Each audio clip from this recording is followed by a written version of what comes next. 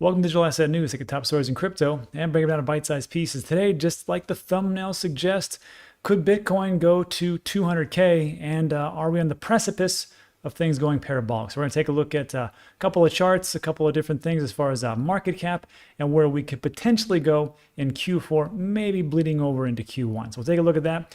But for every good news, the flip of the penny, there's a little bit of bad news. And there's a little talk about the Fed to stop bailouts. We're also going to talk about Fox, the television channel, our television news or our network, getting into crypto, and another video over on Dan Clips where we take a look at NFTs. And finally, we'll wrap it all up with a little good news from Voyager. So we'll take a look at all those things. First, take a look at what's going on in the market. So today, it is Thursday, beautiful day.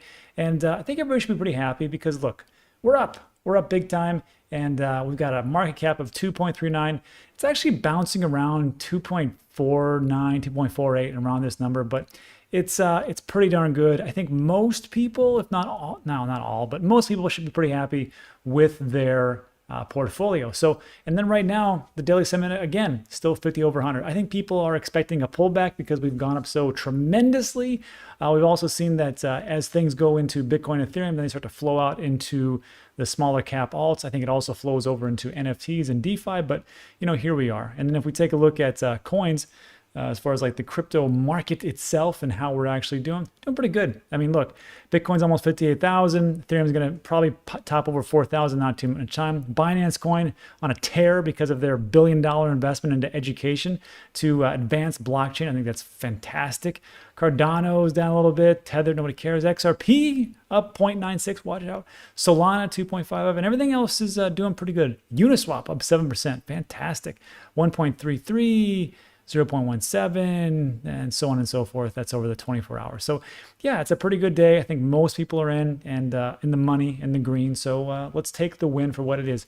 But it really leads me to my next point, which is if we're going to talk about the market and what's going on, I think it's just time to just let ourselves go and just dream a little bit. So I'm going to show you the positive part, and I'll show you the potentially negative part. So the question then is, can Bitcoin go to 200K? And it really piqued my interest when I saw this chart. This is from Tech Dev. I'm going to link his Twitter account in the description below. He's always got good charts, but it's fascinating to me that as he pulled this up, it's a bunch of information and good charting, I would say. Good charting from 2013 all the way and looking at 2021. So what are we looking at right here? Well, what we're looking at is if we can take a look at the 2013 on the left-hand side. I'll get to the RSI in a bit. So on the left-hand side, a lot of arrows, right? Left-hand side, you see red October, little green swoop, and then you see red Q2. There's 2 green arrows, says July hammer, August follow through, and then red September with shorter body.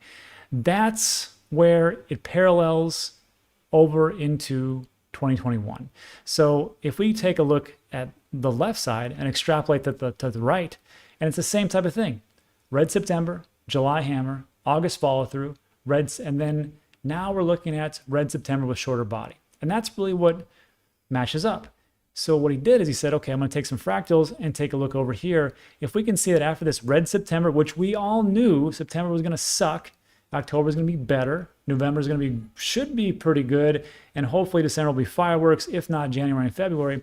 If we can extrapolate that out and we just mirror exactly what's been happening on the left side of the right, we can see that we got some pretty big parabolic candles. And if we take those same candles and put them over here, what do we have? Well, we've got a price range of somewhere in the vicinity of around 200K, even 225, all the way up, depending on where you place these candles. Now, this is just a guesstimate because you can't take that for gospel and say, oh, this is definitely what's going to happen. Not so. And then we take even like a look at the RSI, and we can see down here that it was in the middle, but as time went on, we were going towards the overbought territory, or excuse me, oversold as it goes down. Then it kind of pumped up, and the same thing happened here. We were at oversold territory in September because guess what? People are like, yeah, it's just going to keep going down, and it sure did. And then hopefully what we're seeing in October, things are doing pretty well. So that was just a chart to kind of get you to imagine what could happen. So that sounds pretty good, right? I like those numbers. I'll take 225. I'll take 250. Heck, I'll even take 200,000 Bitcoin all day long. And then if we even extrapolate that out and go, well, where was the money coming from? Because are we all tapped out? Well, first of all, I will just say this. The entire stock market has $100 trillion. Gold has around 12 trillion. I think we've already surpassed silver. And if we take a look at derivatives, we're looking at quadrillions. And we're looking at real estate, we're looking at $300 trillion. So where's the money coming from? Well, here's one answer. This is from friends of the show, James at Invest Answers. And he just put around a little math action. He said, look, what if we just, and he actually took this from Dan Held's tweet. He said, look, Dan said 98% of retirement accounts in the US can't access Bitcoin. And there's $36 trillion in retirement accounts. Let that sink in, $36 trillion. And you're telling me that they can't get into the best performing asset over the last decade? How long do you think that's going to last if we just have them right here? So James took it out and said, look, same thing. If we took $36.8 trillion, if 80% of your retirement get Bitcoin access, that's at 80%. If they only allocate 5% to Bitcoin, here's the numbers, 1.5 trillion. And he takes a market cap multiplier, because James is always talking about it doesn't take 1 trillion to increase the market cap by 1 trillion. It's actually a 20x. A little bit of money actually extrapolates everything else. And if you take all this in, if just 5% of 80% of the people actually getting in, Bitcoin's price could be 1.6 million. I know that sounds unbelievable, but now saying 1.6 million, does that make this a little more reasonable at 200K? Okay, now I'm going to take you down another rabbit hole.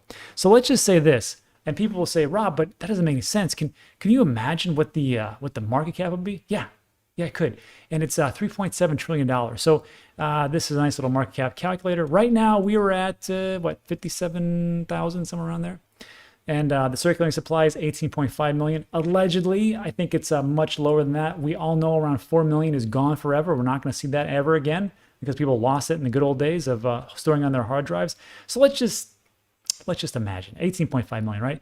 Market cap is 1 trillion, 57,000. Now, if we take just 100,000 for crypto or for Bitcoin to go up, 18.5 million, you're looking at 1.8 trillion. Well, it's just about another 800 billion, which seems like a lot, but it ain't. Then of course 200,000 we just saw was 3 point whatever it was. So doing all these numbers, does this now seem like it's just way out of reach and we could never ever hit that? Well, let me remind you. In 2012, 2011, when everybody got into, a very small amount of people got into Bitcoin, that was unrealistic for Bitcoin to hit, 2009, for Bitcoin to hit $1. I read some of the posts. They were like, can you believe we actually hit $1? We're on par with the US dollar. This is crazy. It's hard to imagine all these things as it goes forth. So that is the good part. And you know what? My prediction was actually my first prediction was 150K. And I dropped to 130K because I'm like, who knows? But in all honesty, I hope I'm wrong. But if we take the flip side of everything like that, let's take a look at someone who's been right for quite a bit of time. Not on his stock to flow. Plan B stock to flow hasn't been super accurate lately, but he has hit some pretty good numbers. And he even says, look, these numbers that I'm giving you right now are just my technicals, my analysis. And he says, look, August, I think was going to 47K, close out, and it did. September, I think 43K, and it did. October, he's calling for 63K. We're at 58,000. How far away are we from that, right? November, 98K, and December, 135K. So 135 to 200, 120, somewhere around there. I think everybody could be happy on that. And that is where it all comes down to. So I know that people talk about like, you can't really give good price predictions because you never know. No, we never know. We never can know. And that's why it's important to do your research and, take your profits along the way. But really, it's just sometimes just fun just to sit back and go, you know what if? Anyhow, let me just think about that in the comment section. Let's move on to some not so fantastic news because we need to have a little balance here. St. Louis Fed's James Bullard states he would support starting the taper in November to react to inflation. What he's talking about here is that St. Louis Federal Reserve President James Bullard told the press on Tuesday that he thinks the U.S. central banks needs to wind down the buying of $80 billion worth of monthly bond purchases. Essentially, they're bailing out the economy. That's what they're doing, and they're printing money. He would support tapering starting as early as November, which is next month. to react to possible upside risks to inflation next year. Imagine this, or think about this. It's been more than 20 months, this article states, since the US central bank started doing its quantitative easing, or as we call it, printing money like it's going out of style. That's what quantitative easing is, just printing money. And that was to combat the government order lockdowns and supply chain shutdowns and the economy just going in a toilet. And that's what they did. So it's been 20 months. 20 months. It seems like it was just yesterday that they were talking about this, but here we are, almost at 2 years. How long can this realistically keep going on where they print forever and we don't have massive inflation? They know they have to do something. And Bullard even states this: I've been advocating trying to get finished with the taper process by the end of the first quarter next year because I want to be in position to react to possible upside risks to inflation as we try to move out of this pandemic. And then just for a point of reference, the combined assets of the Fed and BlackRock with its 11 trillion assets under management equates to 82% of the size of the entire U.S. economy. Add Vanguard with another 7 trillion, and you're looking at 115% of GDP. Fidelity owns another 4 trillion for 134% of GDP total. So that's a lot. That's a mouthful. I want that pretty quick just to get to the point. And the point is this: if the Fed starts coming in and going, you know what, we're going to stop bailing everybody out. We're going to stop buying these bonds. We can't keep printing money. And guess what? Taxes, for the rates, we got to raise them because it's got to come from somewhere. We can't just keep doing this. I'm sorry. I mean, we got all our tricks in the bag and everybody knows them. So at some point we have to do this. Once that happens, people will say to you, it's okay, because everybody's going to come to cryptocurrency. And I have a different theory. My theory is this: institutions and big money players and hedge funds and all those people, they're going to get so scared. They don't know what's going to hit them. And the first thing they're going to do is they're going to take a look at the crypto market and go, I got to get this stuff out of here. And only the people that really understand and have been here for a long time and know where things are going are going to hold steady. But those institutional players are just here to make a buck. They're gone. They're gone, and they're going to escape into the dollar. And in the short term, it's going to be good for them because they got their money. But in the long term, the purchasing power of the dollar continues to go down, and that's what the big problem is. So as we see, I think that as time goes on, make sure that you're not holding forever. This is not investment opinion or investment advice, excuse me. This is investment opinion. That's what I'm going to do. I can't hold forever. I can't just be here and just hold like a rock, because at some point things are going to go down, and I have my strategies. My goals are not your goals, but I see this is what is potentially could happen if this happens in the traditional market. Let me just think about that in the comments section. And let's move on to a little bit something lighter as we talk about, we've already talked about these. Let's talk about Fox and crypto, which is kind of interesting. So Fox Entertainment, big news channels, or just telecommunications channel, different things that they have as far as entertainment on TV. Fox Entertainment's division, blockchain arm, drops NFT market dedicated to hit TV series The Masked Singer. And so they're going to drop an NFT like everybody else. But what was interesting to me, not this yellow part here, but according to Fox and BCL, the NFT marketplace and game, there's a game coming out too, will be powered by the Illuvio blockchain. I was like, what the heck is that? So Illuvio, I had to look them up because I couldn't find them. It was very difficult. And look at this. We use the, whoops, let me bring this down so you can see what I see. We use the philosophies of decentralized design and context-centric networking and harness breakthroughs, machine learning, and blah, blah, blah, and videos and da-da-da. They are, what they are, is their content fabric. And this was an article. This was from Ledger Insights, Fox Invest and Illuvio, partners for blockchain NFTs. And an arm of that is the blockchain aspect of content fabric.